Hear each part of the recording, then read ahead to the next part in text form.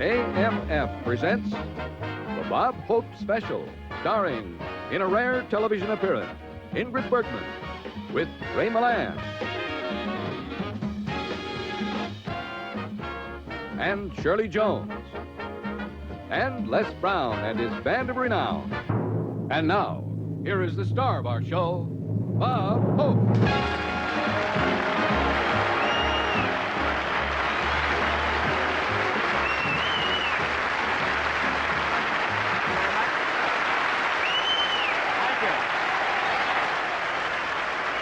Here I am again in the flesh, as they say at Cosmopolitan.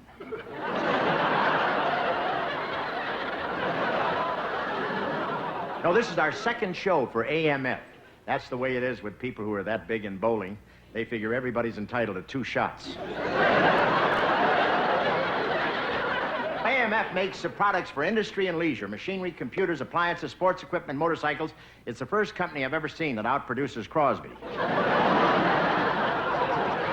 Now, this is Academy Award night, or as it's known in my house, Passover.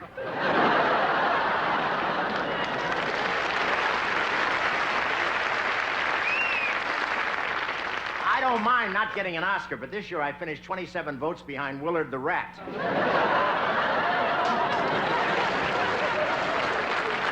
Yes, sir.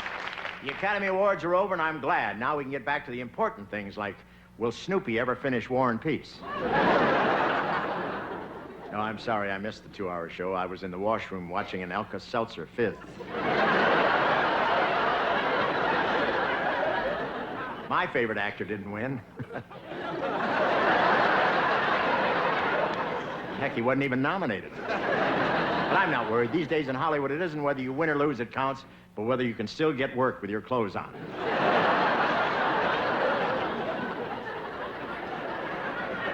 No, I didn't appear at the Academy Awards this year because of a conflict. Abby Rentz complained that the tears were shrinking the dickies.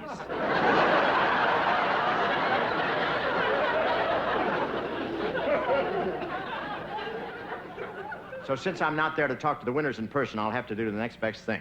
Wait till I get home to make those obscene phone calls. Hey, I want to tell you, by the way, this show tonight almost didn't get on the air. You know how Congress is trying to cut down on violence? We had to cut the fight scene between me and my makeup man. No, there's quite a bit of violence on TV. In a show that I saw the other night, 3 guys got beat to death, another strangled, and an old lady tossed down an elevator shaft. And it was a comedy. The senators even attacked the commercials. Personally, I think television commercials have good sense. I mean, when you're sick and want to know what medicine to take, who's better qualified to tell you than Leigh Trevino?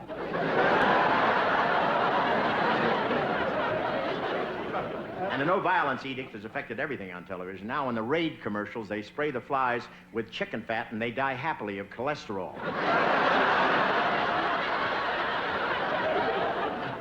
Actually, there's some violence I'd like to see on television. I mean, just once, wouldn't you like to see the man from Glad stuff Mrs. Olsen into a baggie?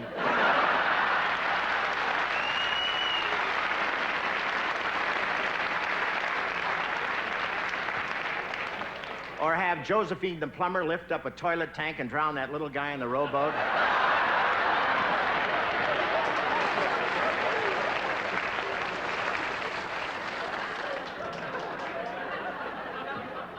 And wouldn't it be great if the herd of bulls stampeded over Marilyn Lynch? Can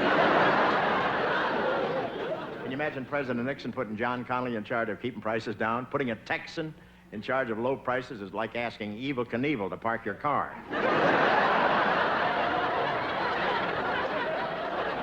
Food prices are so high, it's cheaper to eat money.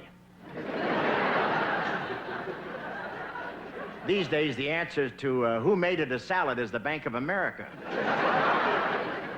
Prices have gone up so much, there's a supermarket near us that rents meat.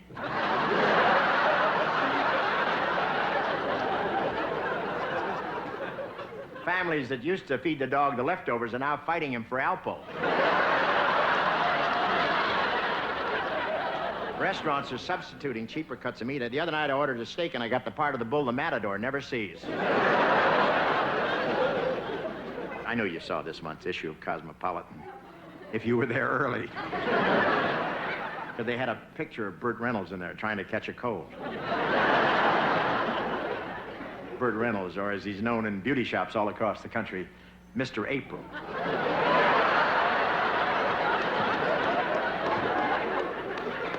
One newsstand on Hollywood Boulevard sold out in 15 minutes. And women liked it, too. Have you seen the picture? Big deal. He looks like any other loser in Las Vegas.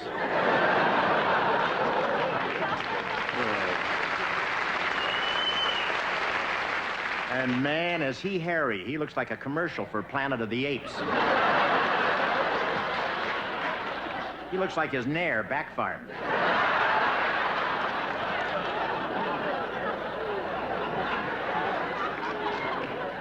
You see all that hair? You couldn't tell whether it was a nude centerfold or an ad for Fruit of the Loom.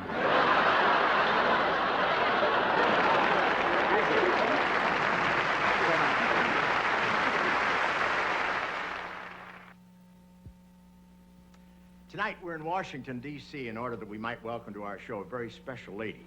She is currently appearing here at Kennedy Center in Shaw's Captain Brassbound's Conversion, in which she dazzled the critics and the audience. She's one of the great ladies of our business, and we're delighted to bring her to you now, the very lovely and exciting Ingrid Bergman.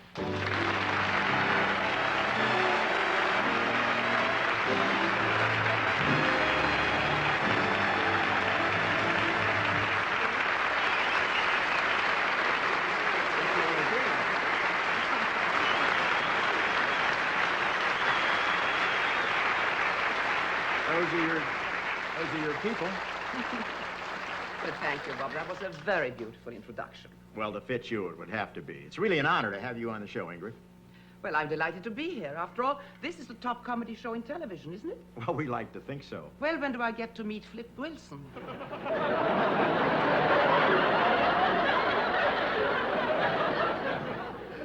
Now I know how Yorty felt in Florida. I was just teasing, Bob. Just trying to get a laugh. Well, don't overdo it. One thing they don't need here in Washington is another comedian. By the way, Bob, I want to thank you for coming here to Washington so we could do this. Well, I'm glad I did it. Give me a chance to see you in Captain Brassbound's Conversion. Your appearance here is the biggest event in our nation's capital since Martha switched to a prince's phone. Thank you. It's a pleasure to be received with open arms in Washington. Ingrid, we're really thrilled to have you on the show because you rarely appear on television. Well, that's true, Bob. I'm a bit wary of a medium where a man becomes a star by saying, try it, you'll like it. Yeah, but there's a lot of TV worth watching. I agree. I just love The Late Show.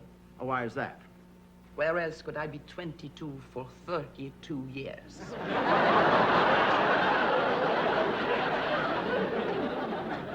Oh, I think that's very gracious of you, Ingrid, and very brave. Well, why pretend, Bob? I think it's ridiculous and childish to lie about one's age, don't you? Oh, absolutely. I'm 44, and I admit it.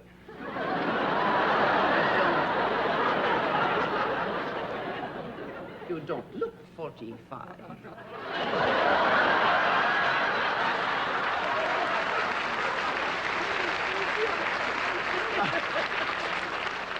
Boy, we gotta have another rehearsal, I'll tell you that.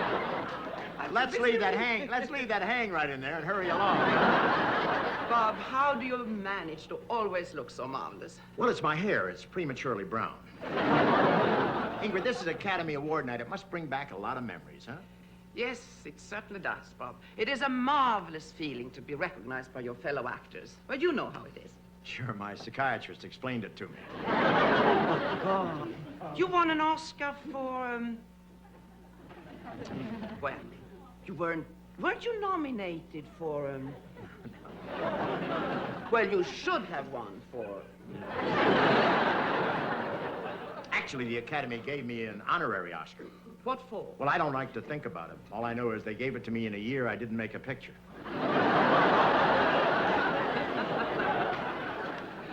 How many Oscars have you won, Ingrid? Only 2. Only 2. Have you considered another line of work? That's amazing, Ingrid. Here I am standing next to a double Oscar winner, and I don't have my usual reaction. And what is that? I don't hate you. I am glad, Bob, because I have a great admiration for you. You mean that? Mm-hmm. Yes, of course. No one does what you do better than you do.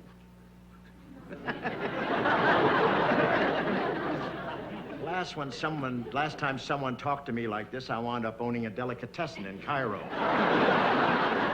Now, forgive me for gushing, but you know, you've always been a secret passion of mine. I've seen all your pictures, and I've loved you in every one of them. I was very fortunate to have all the great leading men. Almost all. But did I leave out someone? Well, keep thinking. The name will bob up, I hope.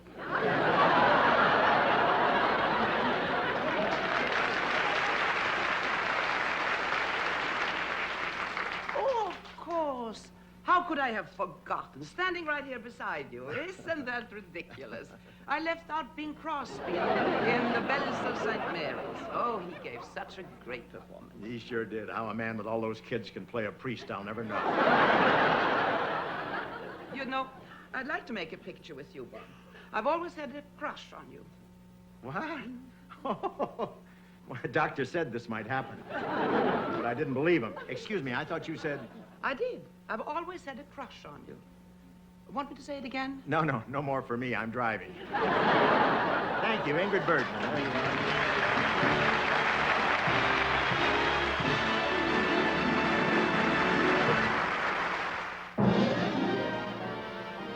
What is the secret of winning the penultimate of the motion picture screen, an Academy Award Oscar? Is it devilish good looks? Is it charisma, a dynamic personality? Is it worldwide popular appeal? Is it superlative acting talent? It's all this and more. It takes a part worthy of this dazzling thespian genius. Right on, Frank. So tonight, this superb actor, at long last, has a role commensurate with his incredible gifts as we present Bob Hope and Shirley Jones in the spine-tingling, emotion-packed drama, Romeo and Juliet, or And So They Were Married. Romeo and Juliet have been married a year now, and once again they've taken the poison. It is now 2 hours later. Feel anything? A little heartburn. No wonder. I send you on one simple errand. Go to the drugstore, I said, and get some poison. What do you bring back? Penicillin. Not only didn't kill us, it cured my sinus trouble. Well, you want me to call Hemlock Delight? They deliver. Forget it. You've ruined the whole evening. Why were you so late getting home tonight? Well, you know the Appian Way during the rush hour? 2 million chariot drivers in Rome, and I had to get Charlton Heston. Sure you did. How did it go at the arena today? Oh, I had a rough day at the Coliseum, I want to tell you. It was a rough day. Christians 12, Lions nothing. Shall I put it in your room? Oh, what do I want that thing for? Well, you're always complaining you miss your mother. Well, I'll keep it. Maybe someday I'll start a movie studio and I can use it for my trademark.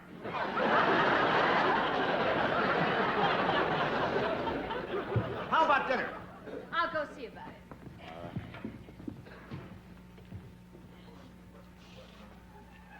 Oh, alas, poor Yorick. I warned him not to play tennis with Spiro. Yuck, yuck, yuck.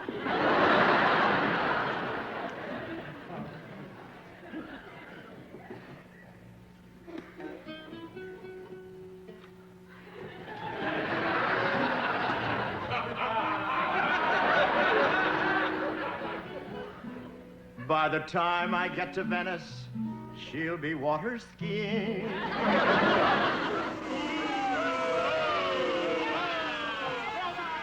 Oh, that Glenn Campbell's so jealous. Coming here. Yes? Buy some cookies, senor? Cookies? What for? For a girls' club. And what's your little club called? The Mafia. There you are. I can't take chances. The last time I turned her down, my pizza exploded.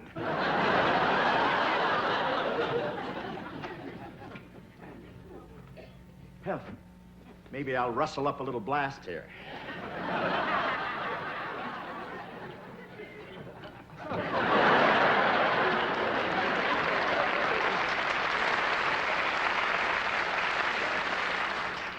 I didn't know Mogan and David were fighting.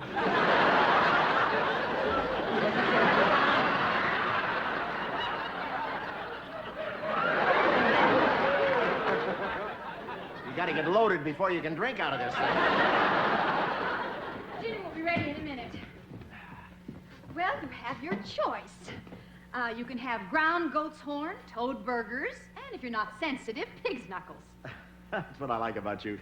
You put so much of yourself in your cooking. While we're waiting for dinner, isn't there something you've forgotten? You want me to feed the guppies? I want you to kiss me, idiot. Oh, well, why didn't you say so? There, that should last you. It will have to. The milkman won't be here till morning.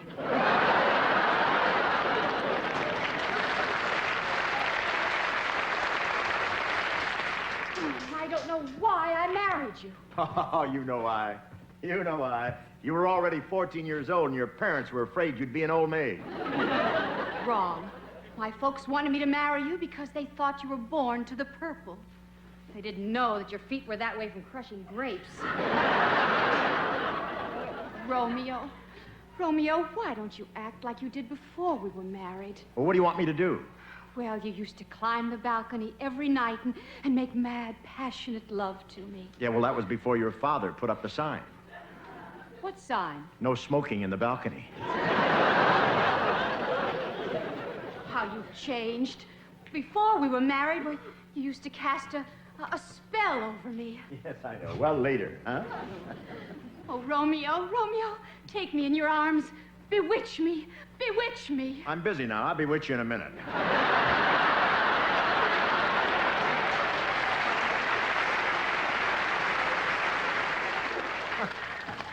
Oh, you just don't love me anymore. How can you say that? How can you say that?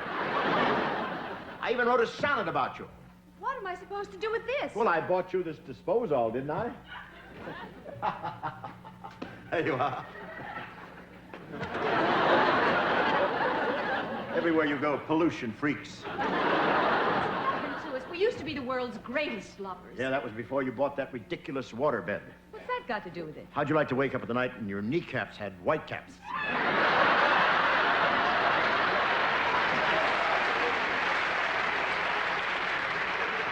Why, have you cooled towards me? Well, if you must know, you've changed. You've let yourself go. When I married you, you were 14. Look at you now, 15.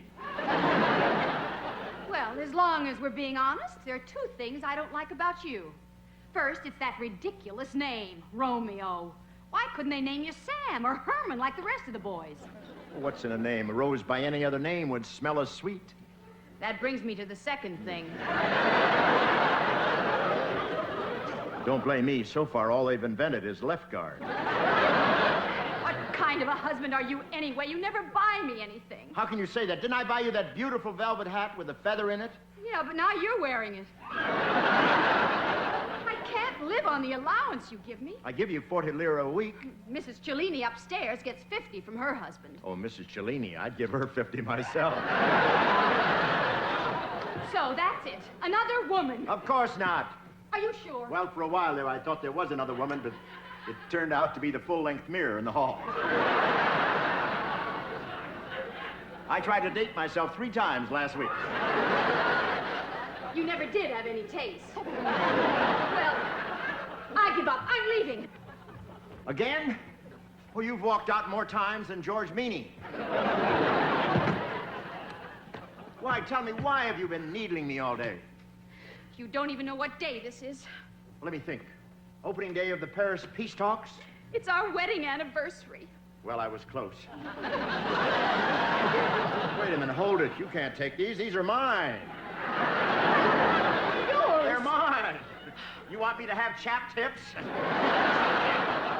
That proves it. You don't love me. I'm going to drink that poison and go to a far better world.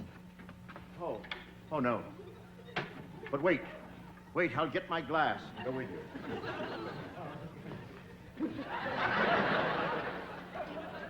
You are? Ladies first? You first. You're the man. The man. What's all this talk about equal rights? You first.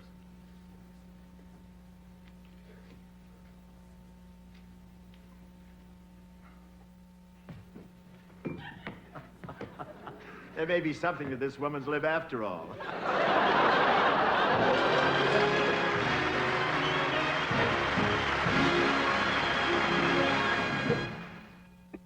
One of my all-time favorite movies is The Lost Weekend, which won the Oscar for Best Picture of 1945 and also won the Best Actor Award for Ray Milland for his brilliant and moving portrayal of a man whose life was ruined by alcohol.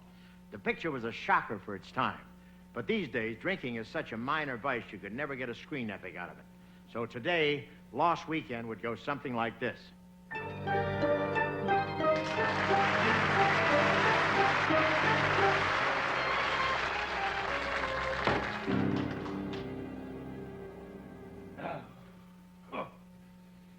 Hi there. I'm Ray Brannigan. I'm a writer, and a good one. I've everything going for me. I could be a big success, like Clifford Irving. Except for this terrible affliction that's ruining my whole life. I'm addicted to girls. All I ever think about is girls. Tall girls, short girls. I'm a hopeless girl-aholic. I didn't realize how far gone I was until I begged Ruth Buzzy for a date. I tried everything to break the habit. Booze, cigarettes, even tried shock therapy. Life-size pinup of Tony Fields. There's no use. No matter what I do, I can't keep my mind off girls. And I can't write anymore either. Listen to this.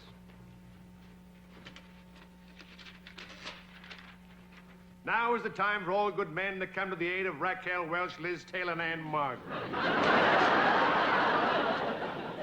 But I have one last hope.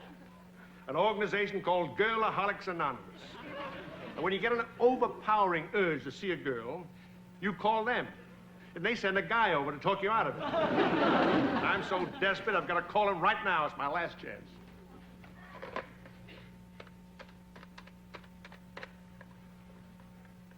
Hello, Girlaholics Anonymous. This is Ray Brannigan, 187 Clifton Drive. I need help. Send someone over right away. Hi, I'm from Girlaholics Anonymous. What kept you so long? I got an emergency call from Burt Reynolds. Well, never mind him. Very sad case. Yeah. Well, never mind him. You've got to help me before it's too late. You've got to. Thanks. I didn't need that. Can't help it. I love to slap Oscar winners. Yeah. Well, anyway, I'm glad you're here. I got to get girls off my mind. Now, relax, will you? In just a minute, I'll make you forget all about gorgeous women with their beautiful legs and gorgeous bods and luscious lips. Please, please. That's just a little joke to get your mind off you-know-what. I know what. I just don't know who or where. Wait a minute. I think I got a little something stashed away. Wait. Forget it, will you? Forget it. Come over here. Sit down. I just want to ask you a few questions to fill out your case history. Now, where did you first become attracted to women? Well, it was in the hospital. In the crib next to me was a little blonde baby, a girl. And she smiled at me.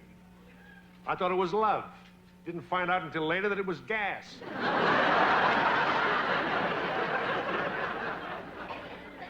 First meeting with a girl is a gas, huh? Sounds like the Truman Capote syndrome. When was the last time you had a date? Who can remember? It was over an hour ago. Now, wait. Steady. Nurses, governesses, girl guides, school teachers, sales girls, waitresses, chorus girls. Hey, you think I'm a wolf? I think you're a pig. The last time I quit, I was off for 6 months. I had it licked. Then I made one mistake. I thought I could try just one little blonde, you know? Well, that led to a brunette, and from that to a redhead, and there's no way back from redheads. Oh, how I wish I hadn't been born attractive to women. Ah, be brave. It's just something we have to live with. Look, you're gonna beat this thing. The best thing you can do is forget all about girls. What's the next best thing? I know it's not easy, but you can do it. Remember those famous words. A woman's a two-faced, a worrisome thing who'll leave you to sing the blues in the night. Who said that? Johnny Carson. Now, look, the way to forget about girls is to put everything that reminds you of girls out of your mind. Well, that's a good idea, but how? Just don't skirt the issue. Skirt. Think about a trip abroad. Abroad. Maybe just go with a bosom pal. A pal.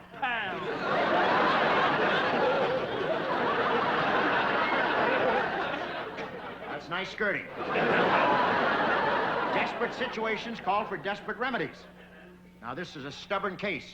We'll have to try aversion therapy. Aversion therapy, what's that? Well, it's a subtle form of brainwashing. I neglected to bring my electric cattle prod, but fortunately, this may suffice right here. Come in. Back! Sit! On the paper.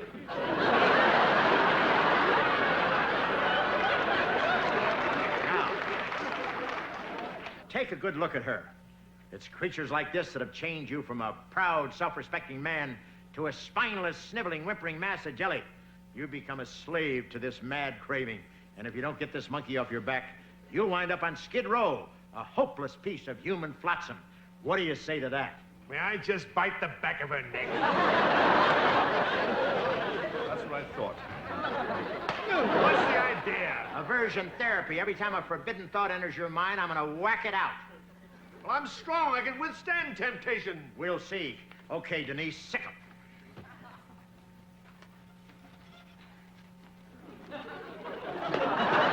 What are you hitting me for? Didn't move a muscle. Yeah, but your eyeballs were doing the funky chicken. All right, Denise, throw the book at him.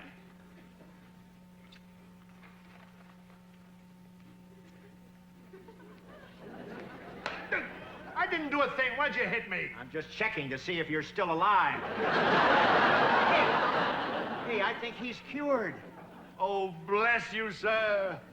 Bless you and thank you for spending time to help a lost soul. Hey, he is cured. Isn't that wonderful? Yes, and thanks to you and your wonderful organization, I know now that I can make it. Well, congratulations.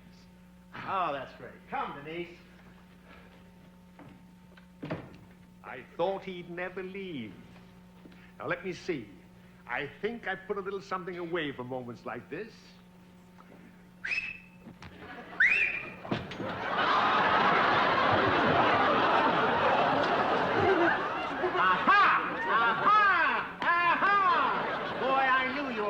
Sneaky ones. Look, there's no other way. Sorry, Ray, but I'm taking all these girls with me. All right, out. Gotta save you one way or another. I'm taking them with me. Go. Oh, what a wonderful man. And what a noble and unselfish thing he has done. Oh, taking all those beautiful girls off my hands just to protect me from myself. Hi, Mr. Brannigan. Yeah. How do you do? I'm from Girlaholics Anonymous. You're from...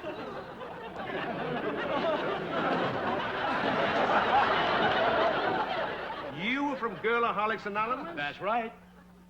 Well, who was that guy that just went out? I don't know, but yours is the 4th complaint about him this week.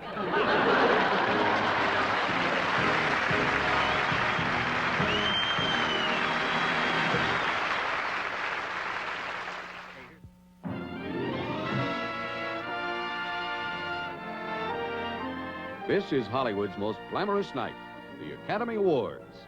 And this is the home of the two people most likely to receive those precious Oscars, Hollywood's most glamorous couple, Richard Magnificent and Liz Luscious. And here is Richard Magnificent now.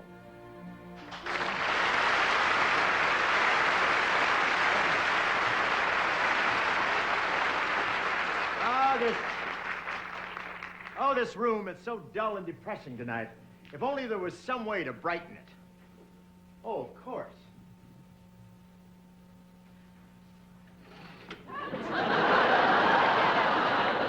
Yeah, that's better. Warms me all over. Oh, darling, there's barely time for a taste of the bubbly. You better hurry. Coming, my pet.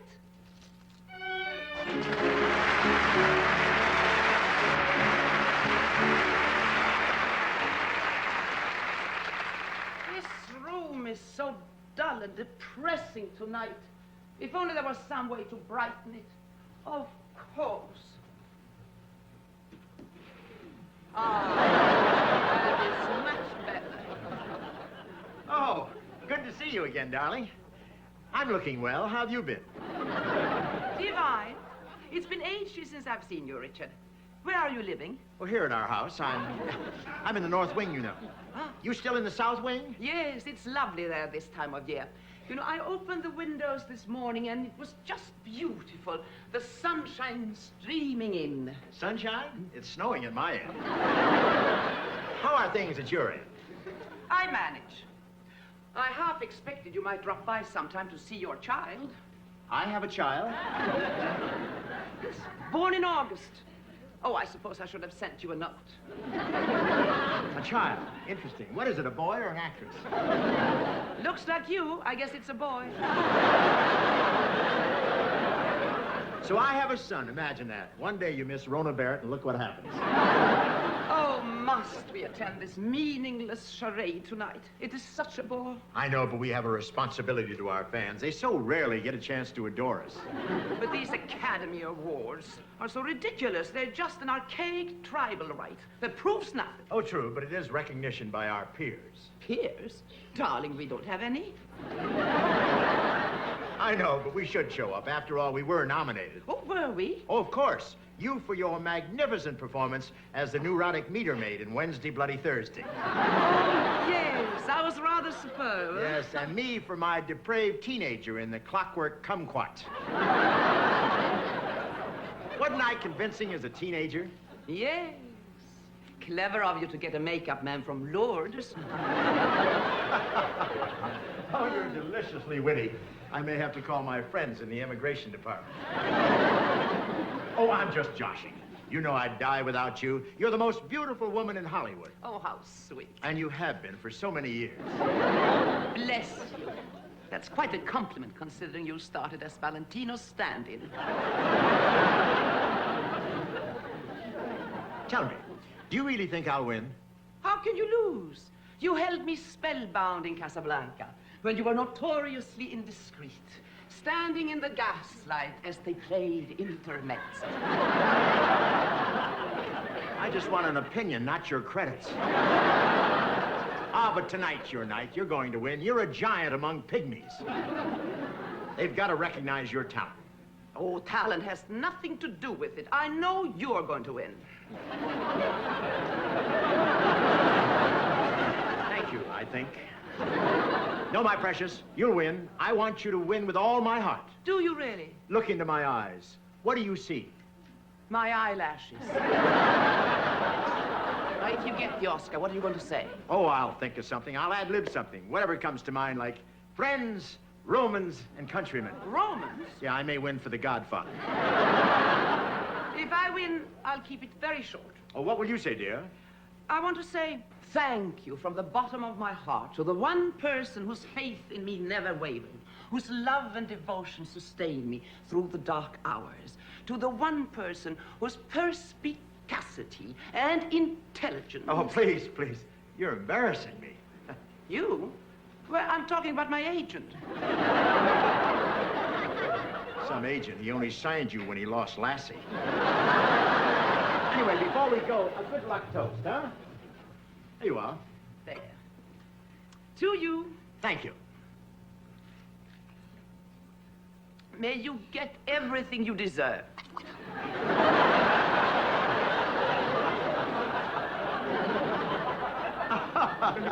It doesn't matter. Win or lose, we'll still have each other. You're so right, darling.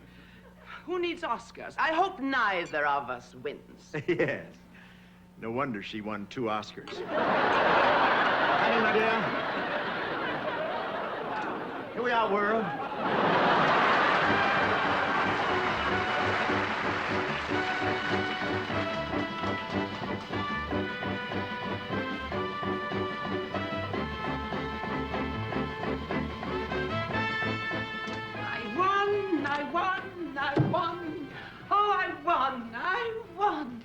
Oh, life is beautiful. The world is beautiful, beautiful, beautiful. Oh, I love you more than anything in the world.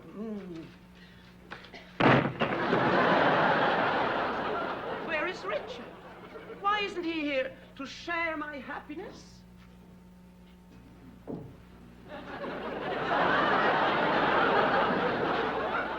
Can't believe I lost the whole thing.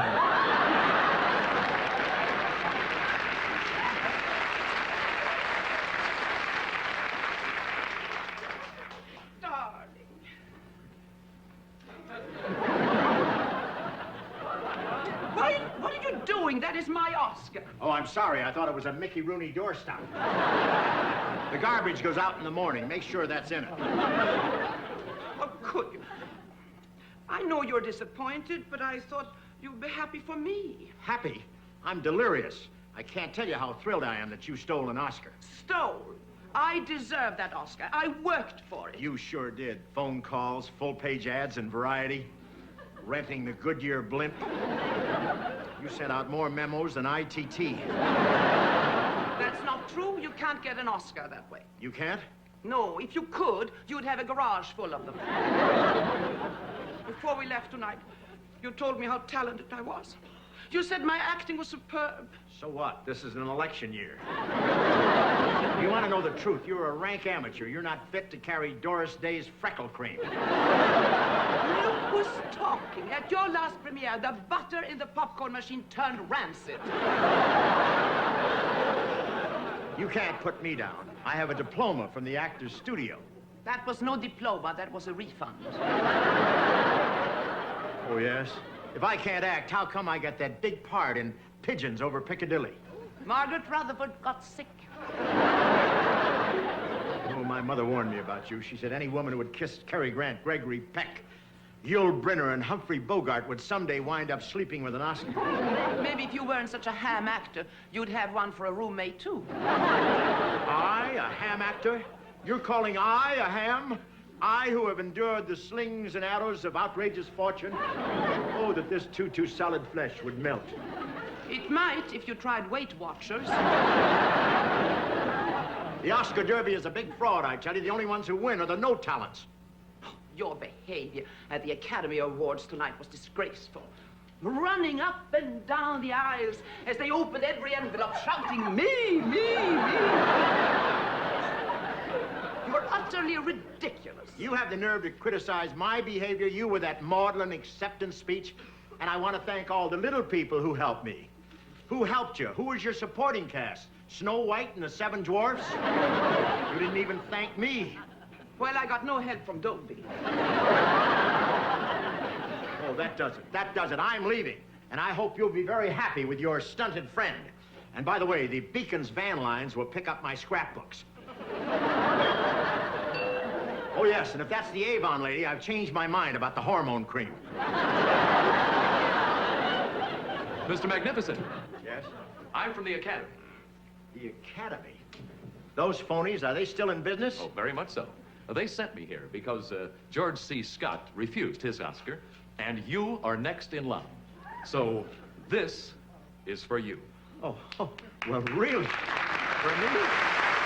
Oh, my goodness. Well, thank you. Thank you. I'd like to thank a lot of people, but I can't think of any. No, I'd like to thank the little people that helped me. You know, the grips and the camera crew and the lighting fellas and... Excuse me, I have to get some Rolaids. Congratulations. Now you have won and I have won. Isn't that wonderful? It sure is. Tell me, do you really love me? Of course. I'll do anything for you. Oh, good. Then you'll give me your Oscar? Well, why on earth do you want two? I had my ears pierced.